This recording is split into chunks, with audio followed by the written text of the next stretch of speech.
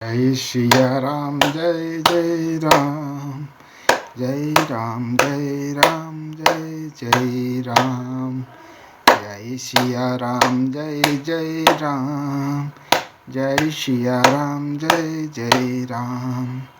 आप सभी का स्पिरिचुअल सर्वर परिवार में हार्दिक स्वागत है। श्री रामचरितमानस तुलसीदास कृत हिंदी में आज 22वां दिन है।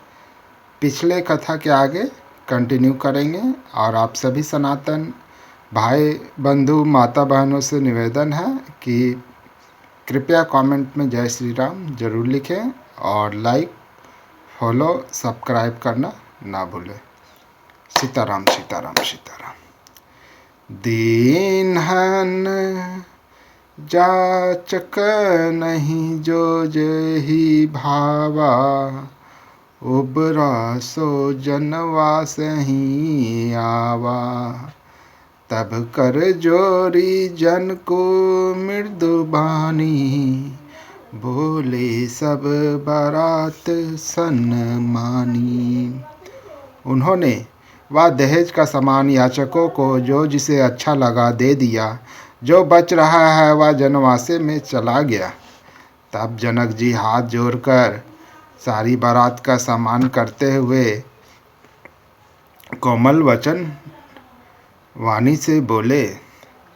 आदर दान विनय और बड़ाई के द्वारा सारी बारात का सम्मान कर राजा जनक ने महान आनंद के साथ प्रेम पूर्वक लार करके मुनियों के समूह की पूजा एवं वंदना की। सिर नवाकर देवताओं को मनाकर राजा हाथ जोड़ के सबसे कहने लगे कि देवता और साधु तो भाव ही चाहते हैं, वे प्रेम से ही प्रसन्न हो जाते हैं। उन पुण्य काम महानुभावों को कोई कुछ देकर कैसे संतुष्ट कर सकता है?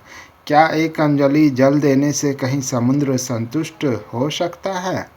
फिर जनक जी भाई सहित हाथ जोड़कर कौशलाधीश दशरथ जी से स्नेहशील और सुंदर प्रेम से सान कर मनोहर वचन बोले। हे राजन, आपके साथ संबंध हो जाने से अब हम सब प्रकार से बड़े हो गए हैं। इस राजपाट सहित हम दोनों को आप बिना दाम के लिए हुए सेवक ही समझिएगा। इन लड़कियों को टहलनी मानकर नई दया करके पालन कीजिएगा। मैंने बड़ी ढिठाई की जो आपको यहाँ बुला भेजा, अपराध क्षमा कीजिएगा। फिर सूर्यकुल के भूषण दशरथ जी ने समधी जी जनक जी को संपूर्ण सम्मान का निधि कर दिया। इतना सम्मान किया कि वे सम्मान के भंडार ही हो गए। उनकी परस्पर की विनय कही नहीं जाती। दोनों के हृदय प्रेम से परिपूर्ण है। देवतागण फूल बरसा रहे हैं। राजा जनवासे को चले। नगारे की ध्वनि, जय ध्वनि और वेद की ध्वनि हो रही है।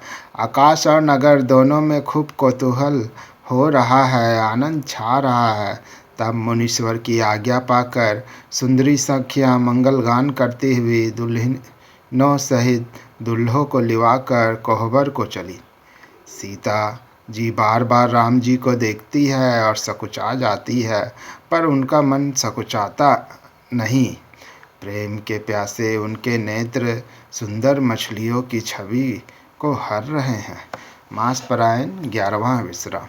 जय सिया राम जय जय राम, जय राम जय राम जय जय राम, जय सिया राम जय जय राम, जय सिया राम जय जय राम। श्याम शरीर सुभाई सुहावन, शोभा कोटि मनोज लजावन। जावक जुत पद कमल सुहाई, मुनि मन मधुप रहत जिन छाई। श्री रामचंद्र जी का श्यामला और शरीर स्वभाव से ही सुंदर है। उसकी शोभा करोड़ों कामदेवों को लजाने वाली है। महावर से युक्त चरण कमल बड़े सुहावने लगते हैं, जिन पर मुनियों के मन रूपी भौरे सदा छाए रहते हैं। पवित्र और मनोहर पीली धोती प्रातः काल के सूर्य और बिजली की ज्योति को हरे लेती है। कमर में सुंदर किंकनी और कटिसूत्र है। विशाल भुजाओं में सुंदर आभूषण सुशोभित है। पीला जनेऊ महान शोभा दे रहा है। हाथ की अंगूठी चित्त को चुरा लेती है। ब्याह के सब साज सजे हुए वे शोभा पा रहे हैं। चौड़ी छाती पर हृदय पर पहनने के सुंदर आभूषण सुशोभित हैं। पीला दुपट्टा काखा सोती जनेऊ की तरह शोभित है, जिनके दोनों छोरों पर मणि और मोती लगे हैं। कमल के समान सुंदर नेत्र हैं। कानों में सुंदर कुंडल हैं और मुख तो सारी सुंदरता का खजाना ही है। सुंदर भौहें और मनोहर नासिका है। ललाट पर तिलक तो सुंदरता का घर ही है, जिसमें मंगलमय मोती और मणि गुथे हुए हैं। ऐसा मनोहर मोर माथे पर सोह रहा है।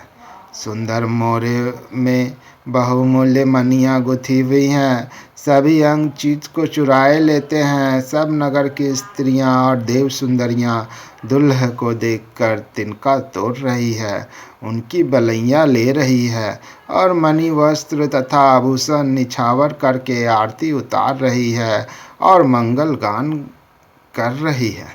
देवता फूल बरसा रहे हैं और सूत मागध तथा भाट सुयस सुना रहे हैं। सुहागिनी स्त्रियां सुख पाकर कुंवर और कुमारियों को कोहबर कुल देवता के स्थान में लाई और अत्यंत प्रेम से मंगल गीत गा गाकर लौकिक रीति करने लगी। पार्वती जी श्री रामचंद्र जी को लहकोर वर वधु का परस्पर ग्रास देना सिखाती हैं और सरस्वती जी सीता जी को सिखाती है। रनिवास हास विलास के आनंद में मगन है। श्री राम जी और सीता जी को देख देख कर सभी जन्म का परम फल प्राप्त कर रही हैं। अपने हाथ की मणियों में सुंदर रूप के भंडार श्री रामचंद्र जी परछाई दिख रही हैं। यह देखकर जानकी जी के दर्शन में वियोग होने के भय से बाहुरूपी लता को और दृष्टि को हिलाती डुलाती नहीं है। इस समय के हंसी खेल और विनोद का आनंद और प्रेम कहा नहीं जा सकता, उसे सखियां ही जानती है। तदंतर वर कन्याओं को सब सुंदर सखियां जनवासे को लिवा चली। उस समय नगर और आकाश में जहाँ सुनिए वहीं आशीर्वाद की ध्वनि सुनाई दे रही है और महान आनंद छाया है। सभी ने प्रसन्न मन से कहा कि सुंदर चारों जोड़ियां चिरंजीवी हो। योगी राज सिद्ध मुनीश्वर और देवताओं ने प्रभु श्री रामचंद्र जी को देखकर दुदुम्बी बजाई और हर्षित होकर फूलों की वर्षा करते हुए तथा जय हो जय हो जय हो कहते हुए वे अपने अपने लोक को चले। तब सब चारों कुमार बहुओं सहित पिताजी के पास आए। ऐसा मालूम होता था मानो शोभा मंगल और आनंद से भरकर जनवासा उमड़ पड़ा हो। फिर बहुत प्रकार की रसोई बनी। जनक जी ने बारातियों को बुला भेजा। राजा दशरथ जी ने पुत्रों सहित गमन किया। अनुपम वस्त्रों के पावरे पड़ते जाते हैं। आदर के साथ सबके चरण धोए और सबको यथा योग पीढ़ों पर बैठाया। तब जनक जी ने अवधपति दशरथ जी के चरण धोए। उनका शील और स्नेह वर्णन नहीं किया जा सकता। फिर श्री रामचंद्र जी के चरण कमलों को धोया, जो श्री शिव जी के हृदय कमल में छिपे रहते हैं। तीनों भाइयों को श्री रामचंद्र जी के ही समान जानकर जनक जी ने उनके भी चरण अपने हाथों से धोए। राजा जनक जी ने सभी को उचित आसन दिए और सब परोसने वाले को बुला लिया। आदर के साथ पत्तल पड़ने लगे, जो मणियों के पत्तों से सोने की कील लगाकर बनाई गई थी। चतुर और विनीत रसोइया सुंदर स्वादिष्ट और पवित्र दाल भात और गाय का सुगंधित घी क्षण भर में सबके सामने परस गए।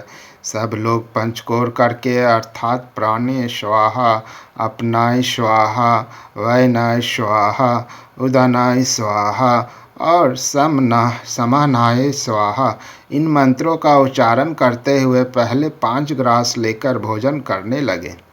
गाली का गाना सुनकर वह अत्यंत प्रेम मगन हो गए। अनेकों तरह के अमृत के समान स्वादिष्ट पकवान परसे गए, जिनका बखान नहीं हो सकता। चतुर रसोइये नाना प्रकार के व्यंजन परसने लगे। उनका नाम कौन जानता है। 4 प्रकार के चरवे चोषिले पे अर्थात चबाकर, चूसकर, चाटकर और पीकर खाने योग भोजन की विधि कही गई है। उनमें से एक एक विधि के इतने पदार्थ बने थे जिनका वर्णन नहीं किया जा सकता है। 6 रसों के बहुत तरह के सुंदर स्वादिष्ट व्यंजन हैं। एक एक रस के अनगिनती प्रकार के बने हैं। भोजन करते समय पुरुष और स्त्रियों के नाम ले लेकर स्त्रियां मधुर ध्वनि से गाली दे रही हैं, गाली गा रही हैं। समय की सुहावनी गाली शोभित हो रही है, उसे सुनकर समाज सहित राजा दशरथ जी हंस रहे हैं। इस रीति से सभी ने भोजन किया और तब सबको आदर सहित आचमन हाथ मुंह धोने के लिए जल दिया। फिर पान देकर जनक जी ने समाज सहित दशरथ जी का पूजन किया। जब राजाओं के सिरमौर चक्रवर्ती श्री दशरथ जी प्रसन्न होकर जनवासे को चले। जनकपुर में नित्य नए मंगल हो रहे हैं। दिन और रात पल के समान बीत जाते हैं। बड़े सवेरे राजाओं के मुकुटमणि दशरथ जी जागे। याचक उनके गुण समूह का गान करने लगे। चारों कुमारों को सुंदर वधुओं सहित देखकर उनके मन में जितना आनंद है वह किस प्रकार कहा जा सकता है। वे प्रातः क्रिया करके गुरु वशिष्ठ जी के पास गए। उनके मन में महान आनंद और प्रेम भरा है। राजा प्रणाम और पूजन करके फिर हाथ जोड़कर मानो अमृत में डुबोई हुई वाणी बोले, है मुनिराज सुनिए, आपकी कृपा से आज मैं पुण्य काम हो गया। हे स्वामीन, आप सब ब्राह्मणों को बुलाकर उनको सब तरह गहनों कपड़ों से सजी हुई गायें दीजिए। यह सुनकर गुरुजी ने राजा जी की बड़ाई करके फिर मुनिगणों को बुलवा भेजा। तब वामदेव, देवर्षि नारद, वाल्मीकि, जाबली और विश्वामित्र आदि तपस्वी श्रेष्ठ मुनियों के समूह आए। राजा ने सबको दंडवत प्रणाम किया और प्रेम सहित पूजन करके उन्हें उत्तम आसन दिए। 4 लाख उत्तम गायें मंगवाई जो कामधेनु के समान अच्छे स्वभाव वाली और सुहावनी थी। उन सबको सब प्रकार से गहनों कपड़ों से सजाकर राजा ने प्रसन्न होकर भूदेव ब्राह्मणों को दिया। राजा बहुत तरह से विनती कर रहे हैं कि जगत में ने आज ही जीने का लाभ पाया। ब्राह्मणों से आशीर्वाद पाकर राजा आनंदित हुए। फिर याचकों के समूहों को बुलवा लिया और सबको उनकी रुचि पूछकर सोना, वस्त्र, मणि, घोड़ा, हाथी और रथ जिसने जो चाहा सो सूर्यकुल को आनंदित करने वाले दशरथ जी ने दिए। वे सब गुणानुवाद गाते और सूर्यकुल के स्वामी की जय हो, जय हो, जय हो कहते हुए चले। इस प्रकार श्री रामचंद्र जी के विवाह का उत्सव हुआ। जिन्हें सहस्त्र मुख है वे शेष जी भी उसका वर्णन नहीं कर सकते। बार बार विश्वामित्र जी के चरणों में सिर नवाकर राजा कहते हैं, हे मुनिराज, यह सब सुख आपके ही कृपा कटाक्ष का प्रसाद है। राजा दशरथ जी जनक जी के स्नेहशील, करनी और ऐश्वर्य की सब प्रकार से सराहना करते हैं। प्रतिदिन सवेरे उठकर अयोध्या नरेश विदा मांगते हैं, पर जनक जी उन्हें प्रेम से रख लेते हैं। आदर नित्य नया बढ़ता जाता है। प्रतिदिन हजारों प्रकार से मेहमानी होती है। नगर में नित्य नया आनंद और उत्साह रहता है। दशरथ जी का जाना किसी को नहीं सुहाता। इस प्रकार बहुत दिन बीत गए, मानो बाराती स्नेह की रस्सी में बंध गए हैं। तब विश्वामित्र जी और सतानंद जी ने जाकर राजा जनक को समझाकर कहा, यद्यपि आप इसने वश उन्हें नहीं छोड़ सकते, तो भी अब दशरथ जी को आज्ञा दीजिए। हे नाथ, बहुत अच्छा कहकर जनक जी ने मंत्रियों को बुलवाया। वे आए और जय जीव कहकर उन्होंने मस्तक नवाया। जनक जी ने कहा, अयोध्यानाथ चलना चाहते हैं? भीतर निवास में खबर कर दो। यह सुनकर मंत्री, ब्राह्मण, सभासद और राजा जनक भी प्रेम के वश हो गए। जनकपुरवासियों ने सुना कि बारात जाएगी, तब वे व्याकुल होकर एक दूसरे से बात पूछने लगे। जाना सत्य है, यह सुनकर सब ऐसे उदास हो गए मानो संध्या के समय कमल सकुचा गए हों। आते समय जहाँ जहाँ बाराती ठहरे थे, वहाँ वहाँ बहुत प्रकार का सीधा रसोई का सामान भेजा गया। अनेकों प्रकार के मेवे, पकवान और भोजन की सामग्री जो बखानी नहीं जा सकती, अनगिनत बेलों और कहारों पर भर भर कर लाद लाद कर भेजी गई। साथ ही जनक जी ने अनेकों सुंदर सैया पलंग भेजी, 1,00,000 घोड़े और 25,000 रथ, सब नक्शे सीखा तक ऊपर से नीचे तक सजाए हुए। 10,000 सजे हुए मतवाले हाथी, जिन्हें देखकर दिशाओं के हाथी भी लजा जाते हैं। गाड़ियों में भर भर कर सोना, वस्त्र, रतन, जवाहरात और भैंस, गाय तथा और भी नाना प्रकार की चीज़ें दी। इस प्रकार जनक जी ने फिर से अपरिमित दहेज दिया, जो कहा नहीं जा सकता और जिसे देखकर लोकपालों के लोगों की संपदा भी थोड़ी जान पड़ती थी। इस प्रकार सब सामान सजाकर राजा जनक ने अयोध्यापुरी को भेज दिया। बारात चली गई। यह सुनते ही सब रानियां ऐसी विकल हो गई मानो थोड़े जल में मछलियां छटपटा रही हों। वे बार बार सीता जी को गोद कर लेती है और आशीर्वाद देकर सिखावन देती है, तुम सदा अपने पति की प्यारी हो, तुम्हारा सुहाग अचल हो, हमारी यही आशीष है। सास ससुर और गुरु की सेवा करना, पति का रुख देकर उनकी आज्ञा पालन करना, सयानी सखियाँ अत्यंत स्नेह के वश कोमल वाणी से स्त्रियों के धर्म सिखलाती हैं। आदर के साथ सब पुत्रियों को स्त्रियों का धर्म समझाकर रानियों ने बार बार उन्हें हृदय से लगाया। माताएं फिर बैठती हैं और कहती है, ब्रह्मा ने स्त्री जाति को क्यों रचा।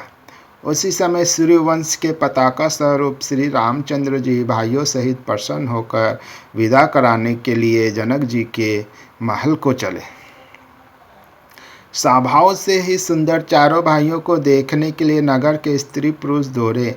कोई कहता है, आज ये जाना चाहते हैं, विदेह ने विदाई का सब सामान तैयार कर लिया है। राजा के चारों पुत्र इन प्यारे मेहमानों के मनोहर रूप को नेत्र भर कर देख लो। है सयानी, कौन जाने किस पुण्य से विधाता ने इन्हें यहाँ लाकर हमारे नेत्रों का अतिथि किया है। मरने वाला जिस तरह अमृत पा जाए, जन्म का भूखा कल्पवृक्ष पा जाए और नरक में रहने वाला या नरक के योग जीव जैसे भगवान के परम पद को प्राप्त हो जाए, हमारे लिए इनके दर्शन वैसे ही हैं।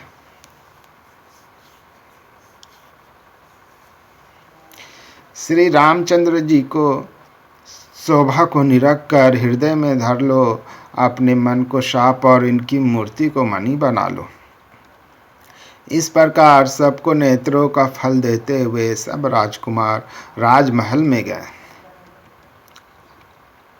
रूप के समुद्र सब भाइयों को देखकर सारा रनिवास हर्षित हो उठा। सासुएं महान प्रसन्न मन से निछावर और आरती करती है। श्री रामचंद्र जी की छवि देखकर वे प्रेम में अत्यंत मगन हो गई। अब प्रेम के विशेष वश होकर बार बार चरणों लगी। हृदय में प्रीति छा गई, इससे लज्जा नहीं रह गई। उनके स्वाभाविक स्नेह का वर्णन किस तरह किया जा सकता है। उन्होंने भाइयों सहित श्री राम जी को उपटन करके स्नान कराया और बड़े प्रेम से सटरस भोजन कराया। शुभ अवसर जानकर श्री रामचंद्र जी शील स्नेह और संकोच भरी वाणी बोले, महाराज अयोध्यापुरी को चलना चाहते हैं, उन्होंने हमें विदा होने के लिए यहाँ भेजा है। हे माता, प्रसन्न मन से आज्ञा दीजिए और हमें अपने बालक जानकर सदा स्नेह बनाए रखिएगा।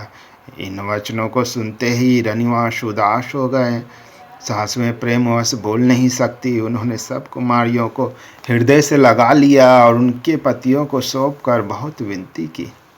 विनती करके उन्होंने सीता जी को श्री रामचंद्र जी को समर्पित किया और हाथ जोड़कर बार बार कहा, हे तात, हे सुजान, मैं बलि जाती हूँ। तुमको सबकी गति हाल मालूम है। परिवार को, पूर्ववासियों को, मुझको और राजा को सीता प्राणों के समान प्रिय है। ऐसा जानिएगा है तुलसी के स्वामी, इसके शील और स्नेह को देखकर इसे अपनी दासी करके मानिएगा। तुम पुण्य काम हो, सुजान शिरोमणि हो और भाव प्रिय हो। तुम्हें प्रेम प्यारा है।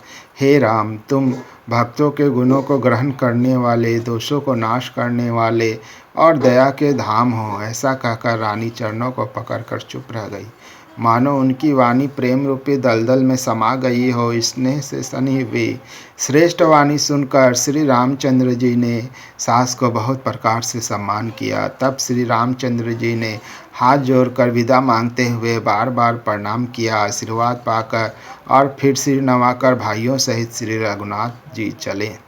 श्री राम जी की सुंदर मधुर मूर्ति को हृदय में लाकर सब रानियां स्नेह से शिथिल हो गईं। फिर धीरज धारण करके कुमारियों को बुलाकर माताएं बारंबार उन्हें गले लगाकर भेंटने लगीं। पुत्रियों को पहुंचाती है, फिर लौटकर मिलती है, पर इस पर में कुछ थोड़ी प्रीति नहीं बढ़ी, अर्थात बहुत प्रीति बढ़ी। बार बार मिलती हुई माताओं को सखियों ने अलग कर दिया, जैसे हाल की ब्याई हुई गाय को कोई उसके बालक बछड़े या बछिया से अलग कर दे।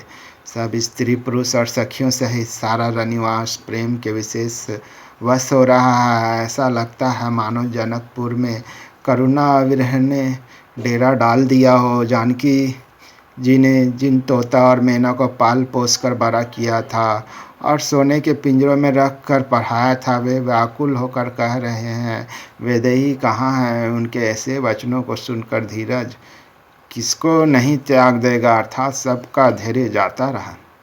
जब पक्षी और पशु तक इस तरह विकल हो रहे हैं, तब मनुष्यों की दशा कैसे कही जा सकती है। तब भाई सहित जनक जी वहाँ आए। प्रेम से मरकर उनके नेत्रों में प्रेमाश्रुओं का जल भर आया। वे परम वैराग्यवान कहलाते थे, पर सीता जी को देखकर उनका भी धीरज भाग गया। राजा ने जानकी जी को हृदय से लगा लिया। प्रेम के प्रभाव से ज्ञान की महान मर्यादा मिट गई, ज्ञान का बांध टूट गया। सब बुद्धिमान मंत्री उन्हें समझाते हैं। तब राजा ने विषाद करने का समय न जानकर विचार किया। बारंबार पुत्रों को हृदय से लगाकर सुंदर सजी हुई पालकियां मंगवाई। सारा परिवार प्रेम में विवश है। राजा ने सुंदर मुहूर्त जानकर सिद्ध सहित गणेश जी का स्मरण करके कन्याओं को पालकियों पर चढ़ाया। राजा ने पुत्रियों को बहुत प्रकार से समझाया और उन्हें स्त्रियों का धर्म और कुल की रीति सिखाई। बहुत से दासी दास दिए जो सीता जी के प्रिय और विश्वास पात्र सेवक थे। सीता जी के चलते समय जनकपुर वासी व्याकुल हो गए। मंगल की राशि शुभ शकुन हो रहे हैं। ब्राह्मण मंत्रियों के समाज सहित राजा जनक जी उन्हें पहुंचाने के लिए साथ चले। समय देखकर बाजे बजने लगे। बारातियों ने रथ, हाथी और घोड़े सजाए। दशरथ जी ने सब ब्राह्मणों को बुला लिया और उन्हें दान और सम्मान से परिपूर्ण कर दिया। उनके चरण कमलों की धूलि सिर पर धरकर और आशीष पाकर राजा आनंदित हुए और गणेश जी का स्मरण करके उन्होंने प्रस्थान किए। मंगलों के मूल अनेकों शकुन हुए। देवता हर्षित होकर फूल बरसा रहे हैं और अप्सराएं गान कर रही हैं। अवधपति दशरथ जी नगाड़े बजाकर आनंद पूर्वक अयोध्यापुरी को चले। जय सिया राम, जय जय राम, जय राम जय राम, जय जय राम, जय राम जय राम, जय जय राम, जय राम जय राम, जय जय राम। आगे की कथा आपको पुनः मिलेगी। हर हर महादेव, बम बम भोले। जय सिया राम जय जय राम, जय राम जय राम जय जय राम।